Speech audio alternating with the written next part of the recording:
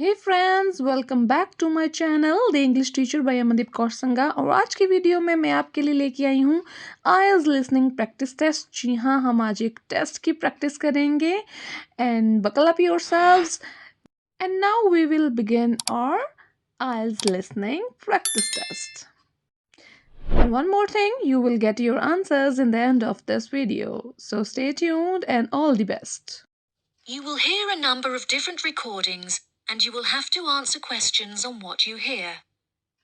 There will be time for you to read the instructions and questions, and you will have a chance to check your work. All the recordings will be played once only. The test is in 4 sections. At the end of the test, you will be given 10 minutes to transfer your answers to an answer sheet. Now turn to Section 1. Section 1. You will hear a woman phoning to inquire about exhibition information. First, you have some time to look at questions 1 to 4.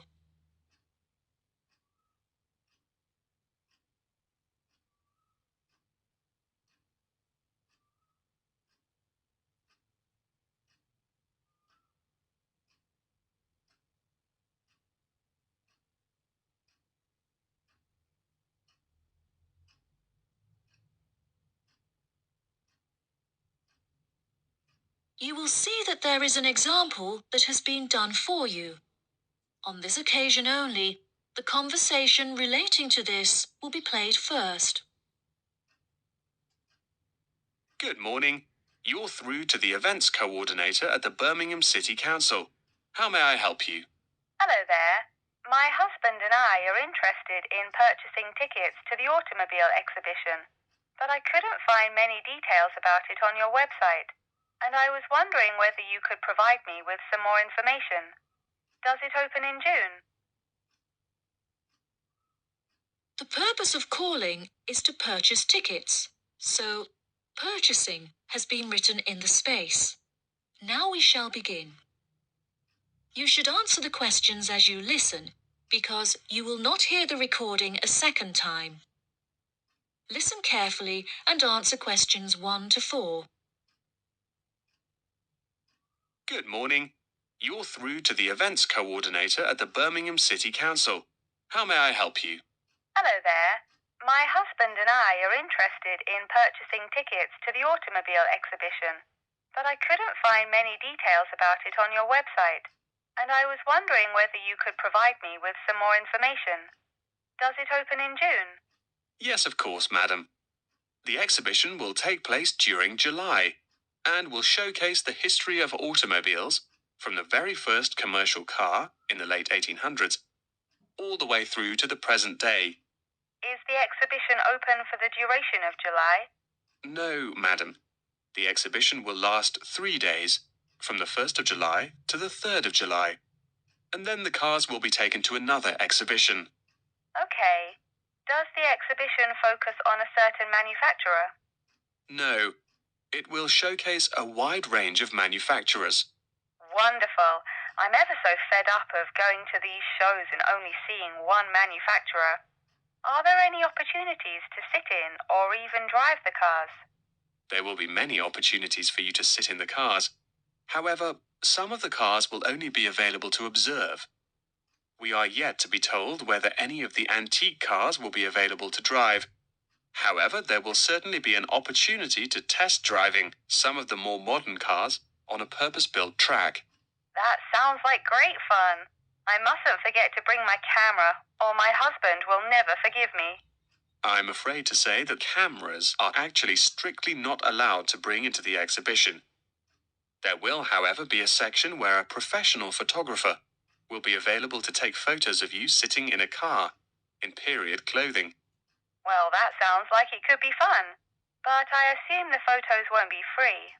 On the contrary, one free photograph is included within every ticket, but each photo after this will cost £5. Before you hear the rest of the conversation, you have some time to look at questions 5 to 10.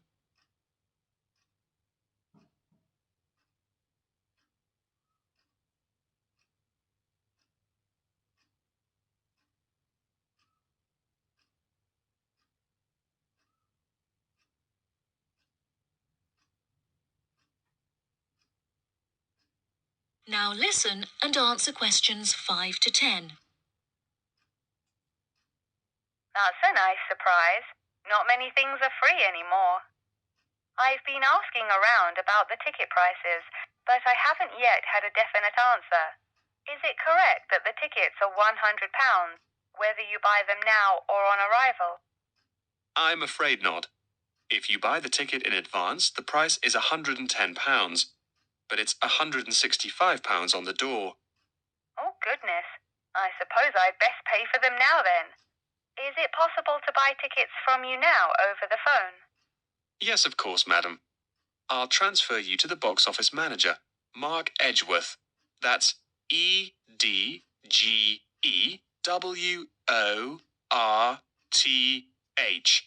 And he will probably need to take your credit card details and some personal details. Yes, that's fine. Before you transfer me, I just need to ask a few more questions. Will the exhibition be held in the Birmingham Exhibition Centre? I think that's where I went last time. No, madam. The Birmingham Exhibition Centre is currently undergoing some renovations, so this year all exhibitions will be held in the Summer Palace. Summer Palace? I'm not entirely sure where that is. Well, it's not too far from City Centre. Once you're in the centre, you should be able to find signs for the palace. If not, most people in Birmingham will be able to direct you. Neither my husband nor I am particularly good with directions. Is there anywhere I can find this information on the internet? Our website will give you an address. Perhaps you could visit www.directions.com for more detailed information, and they should be able to provide you with step-by-step instructions. Okay. And is this the best way to contact you, by phone?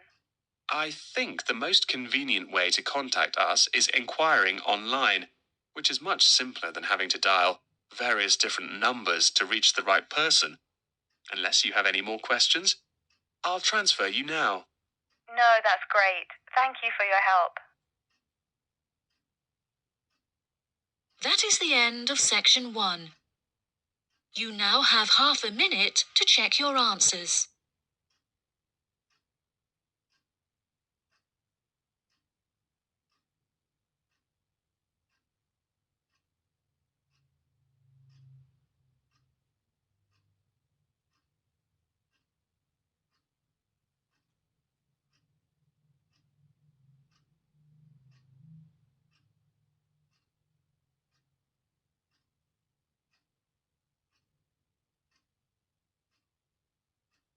Now turn to section 2. Section 2. You will hear part of a talk given by a member of staff at a hospital. First, you have some time to look at questions 11 to 15.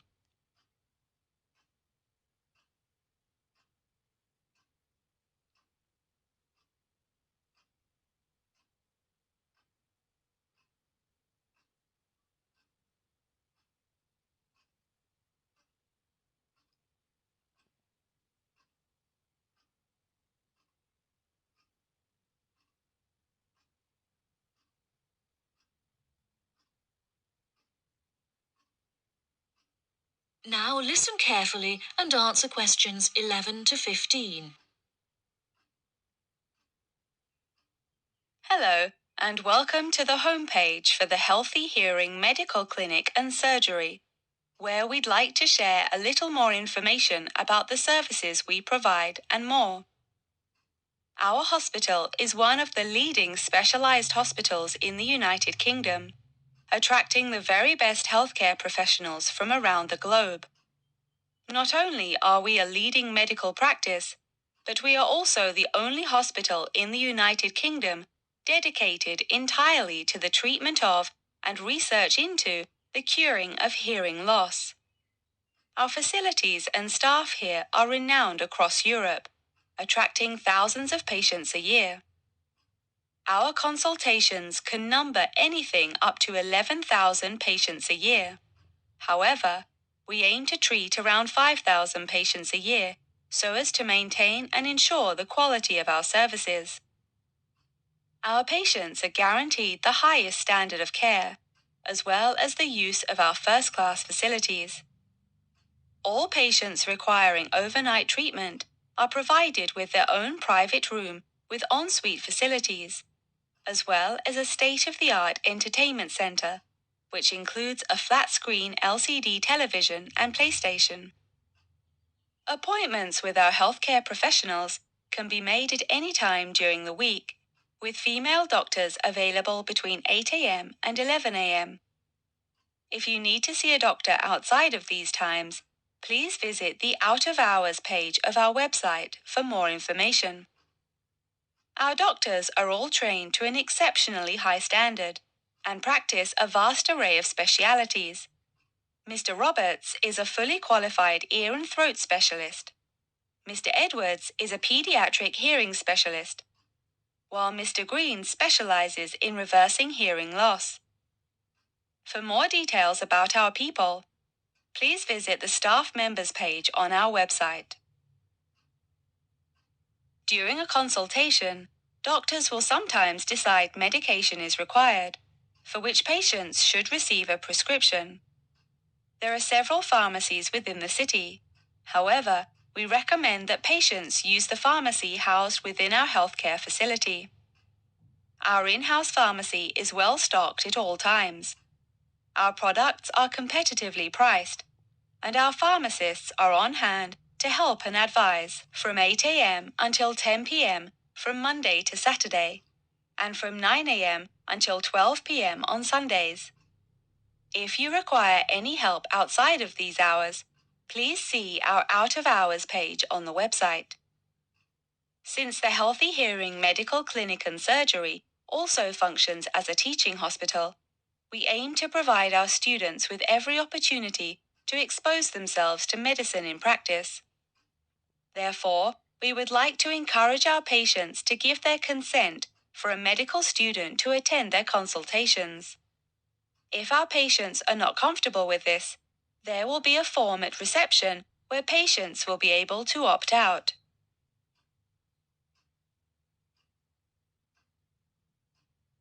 Before you hear the rest of the talk, you have some time to look at questions 16 to 20.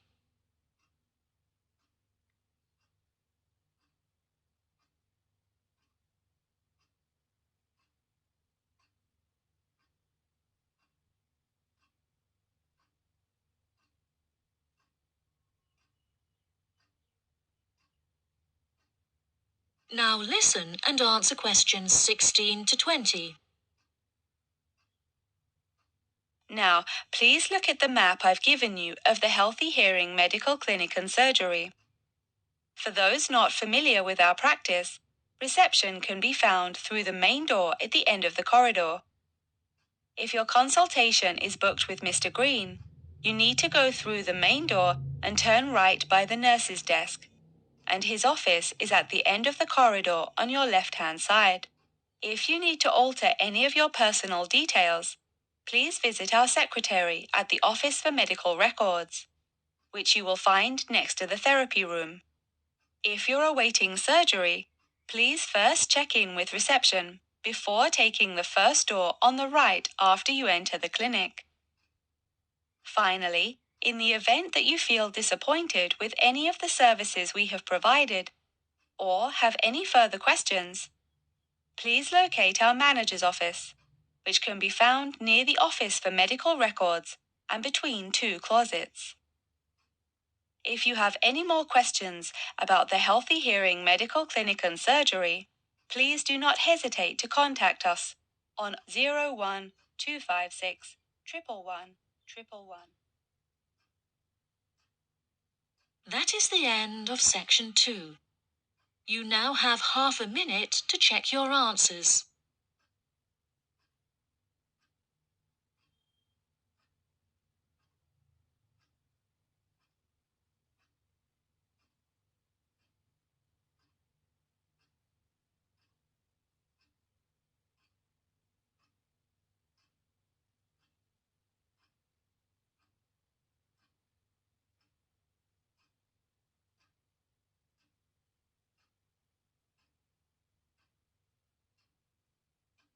Now turn to section 3.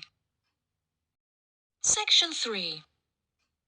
You will hear Jim and Jane, two students, talking about their professor's lecture. First, you have some time to look at questions 21 to 25.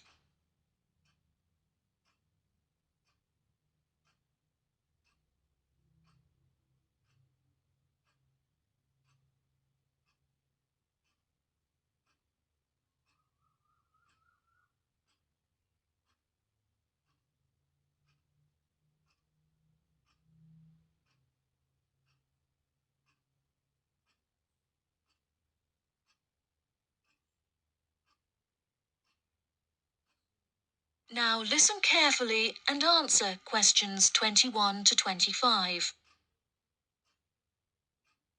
Jane, what did you think of Professor Morgan's lecture?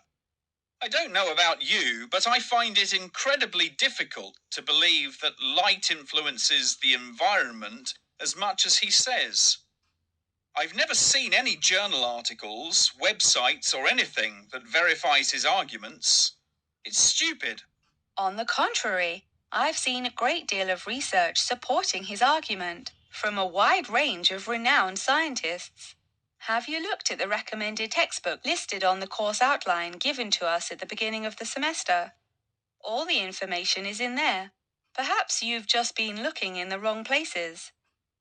I never look at the course outlines. I have so many loose sheets of paper, I tend to lose anything I'm given by the end of the day. What's the textbook they recommend? And where can I get it from? I should probably go buy it soon. I'm already behind in the course. Yeah, you definitely should buy it. And our grades are more important this year. It's called The Influence of Light on the Environment. You should be able to find it in the bookshop on campus. If not, they'll order it within 2 weeks. In the meantime, you should read up on Ken Simpson's work. He argues that in order to protect natural habitats, governments should endeavour to turn off lights in cities at night. Well, that's controversial. I doubt any government would be willing to do that any time soon. I imagine roads would become quite dangerous without street lighting. For this issue, Dave Kepler suggests they could just replace the existing lights with more environmentally friendly bulbs. They could even install solar-powered lights.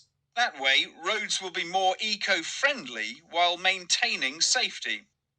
Although I guess they wouldn't be particularly effective in colder countries, especially during the winter. That's quite a good idea, actually.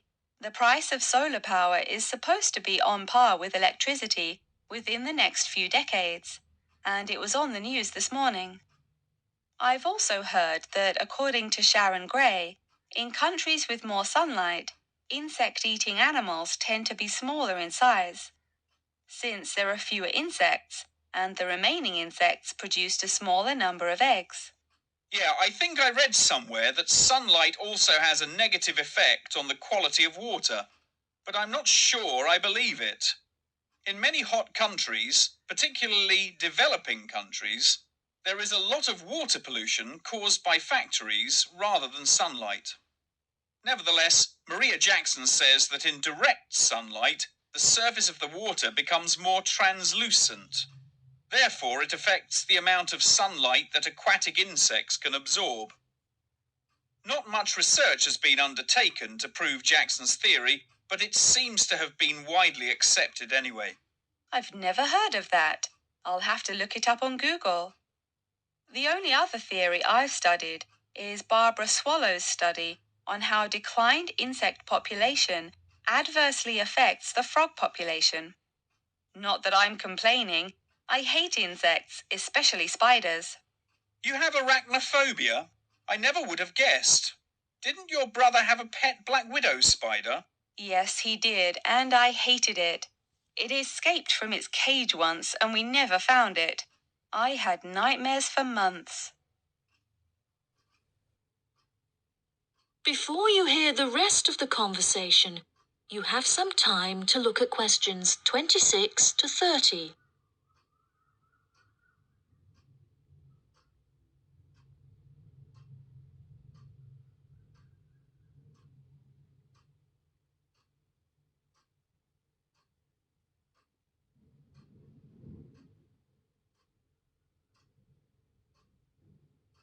Now listen and answer questions 26 to 30. Okay, now I'm getting goosebumps. Let's change the subject. What's your stance on natural and artificial light? Honestly, I'm not sure it makes much difference which one you use. Species will die out either way. I think the real argument we should consider is global warming and protection or replacement of finite fuels. Solar power provides us with an incredible opportunity to replace electricity, and governments should definitely increase spending on research in this field. The theories discussed in our lectures, like Simpson's and Gray's, are so vague and lack proof, so I don't understand why we even study them. I see what you mean. I don't like learning unsupported theories for exams, and I'd rather spend my time learning something else. For example, I'd be much more interested in studying the animals in safari parks than researching migratory birds, particularly the effect of tourists on the quality of life of animals. As we know, every year thousands of visitors will drive in their own vehicles or ride in vehicles provided by the facility to observe freely roaming animals. Yeah, that would be really interesting. Especially those animals living in more tropical countries like Borneo. Following on from that, I want to study how bringing animals over from foreign countries to put in our zoos affects their life expectancy. For example, do you remember when China sent pandas to Edinburgh Zoo? Apparently, one of the pandas became depressed, but it was never explained why. To me, obviously, you can't take an animal out of its natural habitat and put it in a cage on the other side of the world. It just doesn't work. That is the end of section 3. You now have half a minute to check your answers.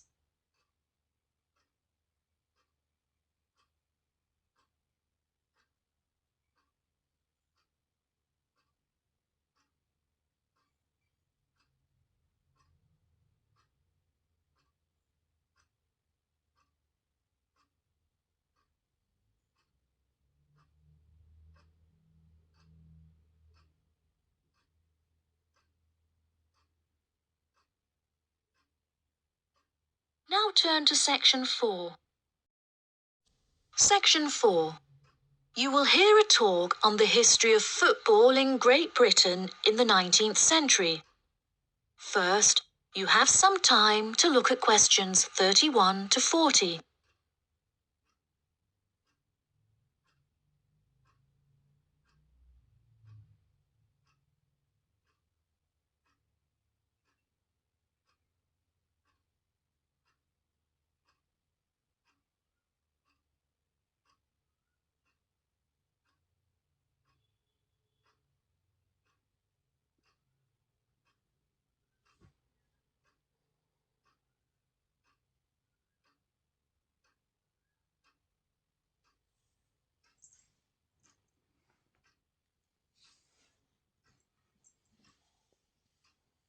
Now listen carefully and answer questions 31 to 40. Great Britain is often hailed as the home of football, with talented players travelling from far and wide to play for teams in the English Premier League, one of the most popular football leagues on the planet. Today, we are going to take a look back to the 19th century Great Britain, in an attempt to trace the evolution of the beautiful game, as it is now known. Prior to the 19th century, the game featured a wide variety of local and regional adaptations, which were later smartened up and made more uniform to create our modern-day sports of association football, rugby football, and Ireland's Gaelic football. Even up to the mid-19th century, Shrovetide football, or mob football, was still widely practiced. According to the rules of mob football, there were no rules. A player could legally use any means whatsoever to obtain the ball, such as kicking, punching, biting, and gouging, with the only exceptions being murder and manslaughter. These games may be regarded as the ancestors of modern codes of football, and by comparison with later models of football, they were chaotic and had few cooperation. Towards the latter end of the 19th century and moving into the early part of the 20th century, however, there appeared a newfound emphasis on moral values in football. Perhaps a more modern example of this can be seen in John Terry's suspension as England captain, following reports of his infidelity to his wife. Furthermore, as mob football died away, there grew a greater concern for players' health and general well-being, with many clubs affording their top players access to frequent medical checkups and treatment. Despite the presence of Great Britain's unique state-funded National Health Service, football clubs are still seen today, providing team members with state-of-the-art healthcare facilities, with the top clubs even housing their own specialist doctors and physicians.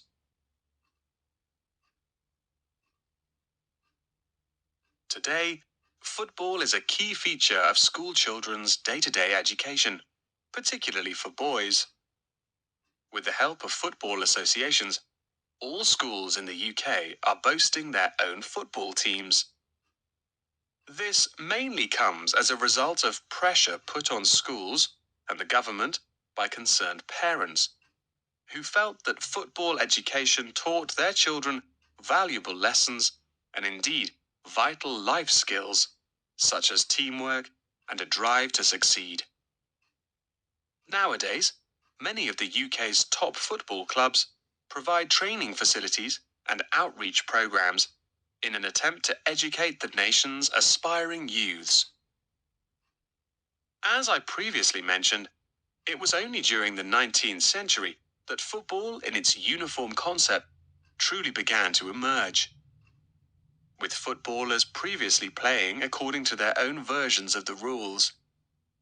However, it was not until the early 20th century that different players actually began to play according to these standardized rules.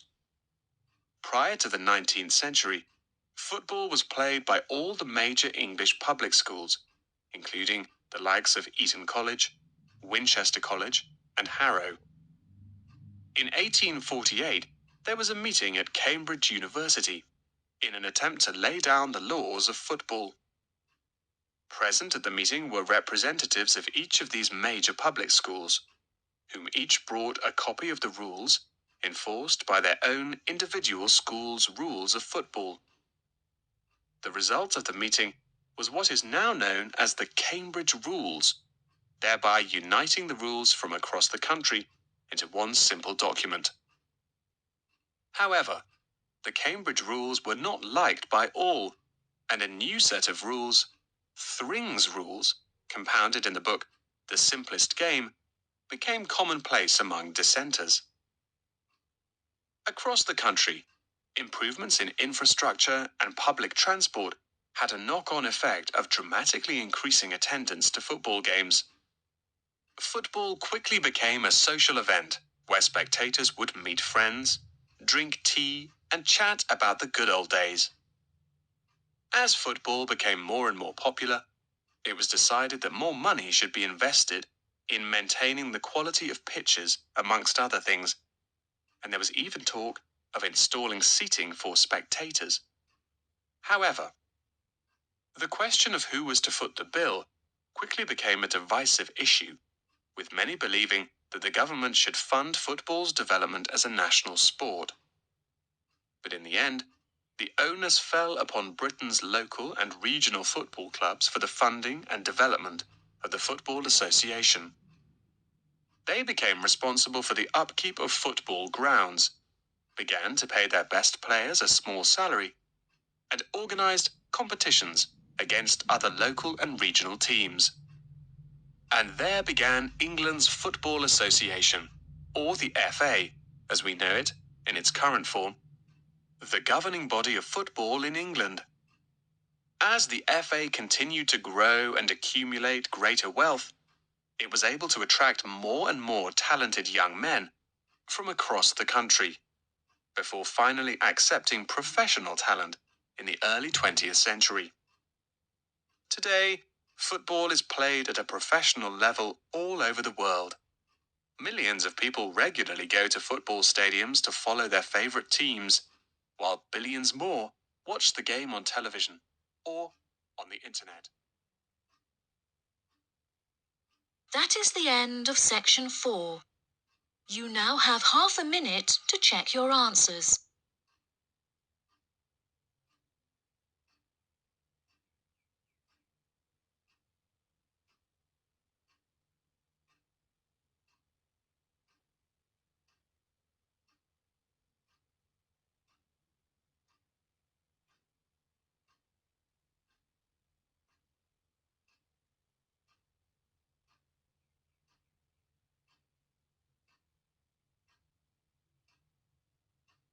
That is the end of the listening test.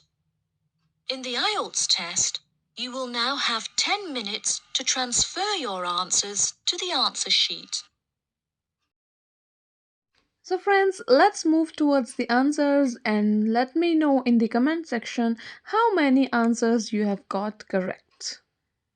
And I'll shortly give you another short video on how your marks create your bands and for how much marks you get how many bands.